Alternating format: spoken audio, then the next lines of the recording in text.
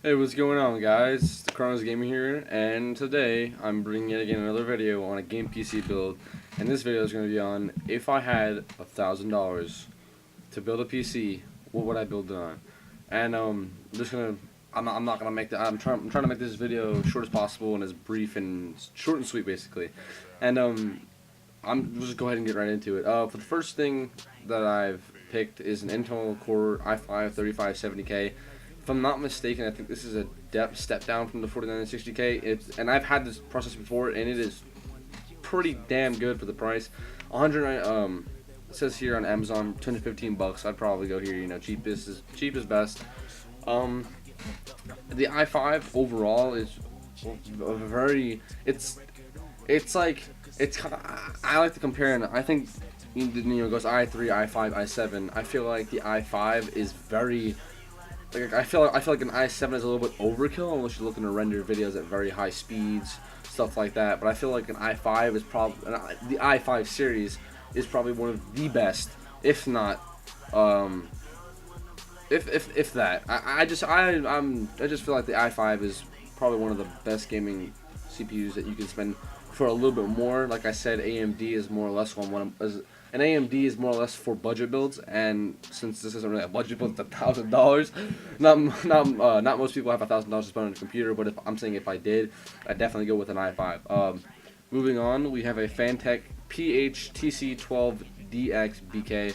I don't even. That's just the part number. Who cares? Anyway, it's a Fantech cooler.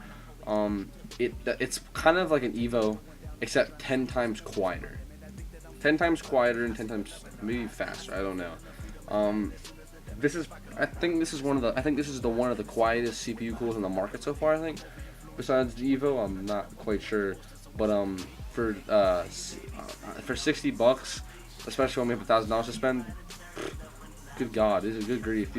I have a friend named John that has one of these, and he his computer is just silent, and it also keeps the CPU cool.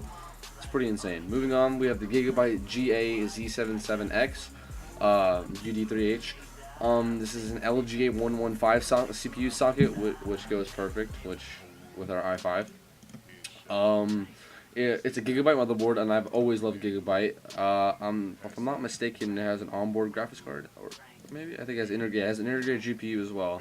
I think it has integrated Wi-Fi. I'm not quite sure. I have to look up on that. But this is definitely one of the I think one of the four motherboards that I would have chose out of all four of them. I can't remember the other ones. They were all Gigabyte, but I always go with Gigabyte. I either go with an Asus motherboard or a Gigabyte motherboard. MSI I don't do too well with. I've had two of them. They just don't work anymore. I went with 2 Gigabyte DDR3 600 memory Crucial Ballistic Sport. The reason why instead of buying one 8 gig, I went with 2 because it's a lot quicker because it has. I'm trying to think of the word. It's instead of having one 8 gig and it just goes all straight to it, it's better to have 2 4 gigs so it can flow a little bit better, I guess, so to speak. It's DDR3 600 megahertz. 4 gig sticks, coming in at 72 bucks. That's not bad. Like I said, we have $1,000 to spend. Moving on, we have a Samsung MZ7TD 120 gigabyte SSD. I'm not really big on SSDs because I think they're kind of pointless. I feel like an SSD all it's really used for is still putting operating system just so you can load your computer fast. I'm not really big on SSDs. I just like to have my normal 1 TB, 2 TB hard drive. I don't really care about my computer load up speed. I just want to play my damn games. But since we have $1,000 to spend, I'm gonna go with a 120. Since we have the money to spend, I'm gonna spend it on a SSD. 120 gigabytes. We can read it at 0, I believe. I'm not sure. But yeah, if you want to load up your PC fast, get a fucking SSD. I think it's pointless, but moving on, we have a Western Digital Caviar Blue 1 TB 3.5 inch hard drive, and it clocks at 7,200 RPMs.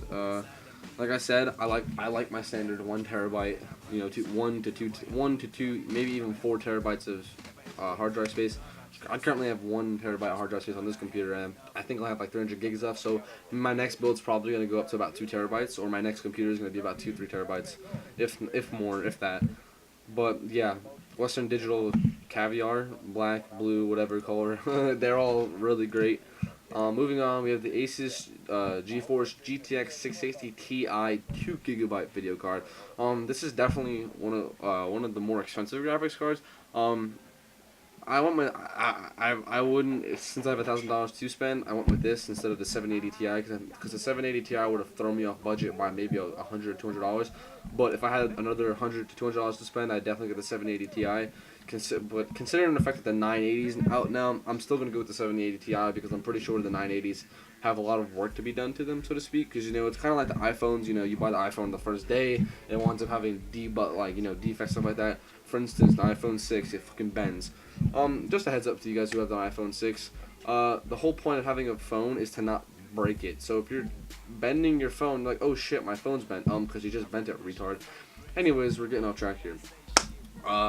This video card only takes 150 watts, which is actually pretty good, considering our power supply. I can't remember. I think it's like a little bit over 500 watts, which is pretty good. Anyways, this is definitely a good graphics card for the money. Like I said, if I had $100 more, I would have definitely $100-$200 more. I would have spent it on a 780 Ti.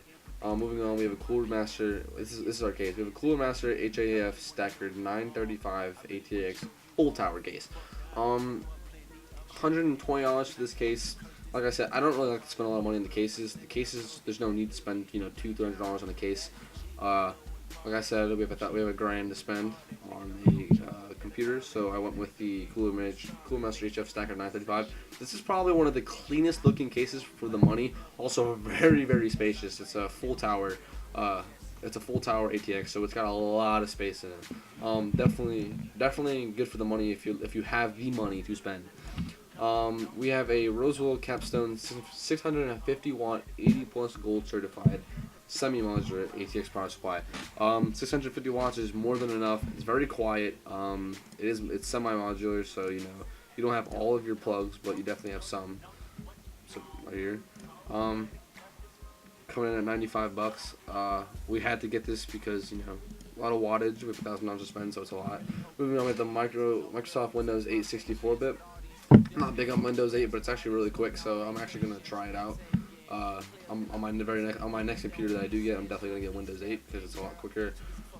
Moving on, we have a 4-pack of 120 millimeter fans, going with HAF Stacker, because if you put 2 fans here, you can put a fan here and a fan on top. I have been considering on my next build because I'm probably gonna build a mini ATX, which I will put a video. I'll make a video of me building it. I'm gonna get a radiator. I'm gonna get a water cooler for my mini ATX case. And I hope you guys enjoyed this video. I'm definitely gonna make more of these videos like this. The only problem is the reason why I've been gone so long was because my old computer got fried on me. I had to build mine and some old parts. So just let me know in the comments, leave likes, etc. Just let me know. I need feedback. On my last couple of videos, you guys have been leaving me some crazy feedback, and I fucking love it because it tells me what I'm doing right, what I'm doing wrong, and it helps me make my videos better and better. And I hope you guys enjoy it. I hope you guys like this video. Like I said, there'll be more if I get good feedback. I know what I'm doing, what I can do right, what I can do wrong.